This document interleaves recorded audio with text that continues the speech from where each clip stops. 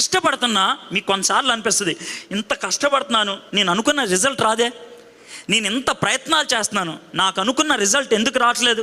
ఒకవేళ నువ్వు అలా అనుకున్నట్లయితే హగ్గై ద్వారా దేవుడు ఎంత చక్కటి జవాబిస్తున్నాడో చూడండి.